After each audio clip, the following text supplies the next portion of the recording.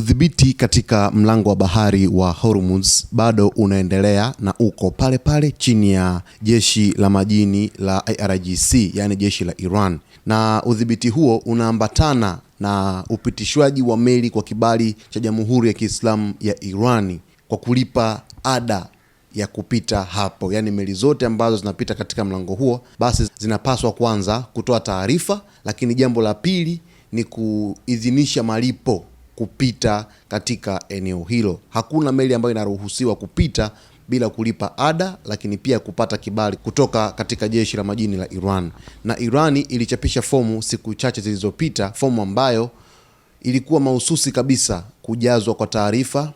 kuhusu meli ambayo inataka kupita katika eneo hilo. Sasa siku ya hapo jana, Irani ililazimika kufyatua risasi za onyo kuelekea meli 4 zilizokuwa zikijaribu kuvuka katika mlango wa Hormuz usiku wa Jumatano bila kibali cha Jamhuri ya Kiislamu ya Iran. Hii ni kwa mujibu wa shirika la habari la serikali ya Iran la IRIB. Na kwa mujibu wa ripoti hiyo, meli hizo zilidaiwa kujaribu kuingia katika Ghuba ya Uajemi majira ya saa 12:35 alfajiri bila kufanya uratibu na vikosi vya usalama vya Iran. Na shirika hilo la IRIB limesema kwamba meli hizo zilitolewa onyo kwanza, lakini baada ya kutotii maelekezo, vikosi vya Irani vilifyatua risasi za onyo na kulazimisha kurejea nyuma. Mara ya kwanza kabisa, meli hizo 4 zilipewa onyo kwamba hazipaswi kuvuka katika eneo hilo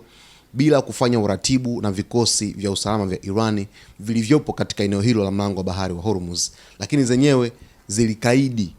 na kujiamulia mambo kwa kupita katika eneo hilo bila kupata ruhusa ya vikosi vya usalama vya Iran. Ndipo ambapo wakalazimika kufyatua risasi za onyo moja kwa moja kuelekea katika eneo hilo, kuzilazimisha zirudi nyuma. Eneo la mlango wa bahari wa Hormuz limezungukwa na vikosi vya usalama vya Irani, lakini pia kuna boti za doria ambazo zimekuwa zikipiga doria mara kwa mara katika eneo hilo, lakini pia Irani wamekuwa wakifuatilia umbali wa kilomita kadhaa kuangalia kwa kutumia vifaa maalum kwamba nini ambacho kinaendelea katika eneo hilo, ni adui gani ambaye anakuja katika eneo hilo, au ni nani ambaye anakaidi kupita katika eneo hilo, au ni nani ambaye analazimisha kupita katika eneo hilo. Sasa wakidetect hivyo, huwa wanatumia kwanza risasi za onyo kwa haraka ili kuweza kudhibiti hali halisi katika eneo la mlango wa bahari wa Hormuz, jambo ambalo hadi hivi sasa mlango huo upo katika udhibiti wa hali ya juu na vikosi vya usalama vya Iran, huku juhudi za kupata amani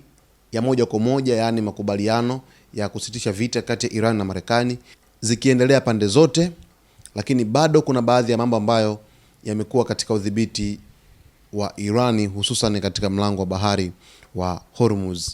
Vyombo vya habari mbalimbali vilitoa taarifa hiyo siku ya hapo jana, lakini pia hata pale nchini Israel baadhi ya vyombo vya habari vilinukuu vyombo vya habari vya Irani kuhusu taarifa hiyo. Kuna shirika la habari la Fars, lakini pia kuna shirika la habari la nusu rasmi la Tasnim pia lilieleza kwamba sauti ambazo zilisikika kutoka baharini zimesababishwa na mashambulizi ya kujibizana kwa moto yaliyolenga kutoa onyo kwa meli zinazopita katika mlango wa Hormuz. Kwa hiyo yalikuwa ni mashambulizi ya onyo dhidi ya meli hizo 4 ambazo hazikutajwa ni meli za nchi gani. Basi kwa taarifa zaidi, mtazamaji wetu, endelea kuwa nasi wakati wote kwa kusubscribe channel yetu, kulike, kucomment pamoja na kushare.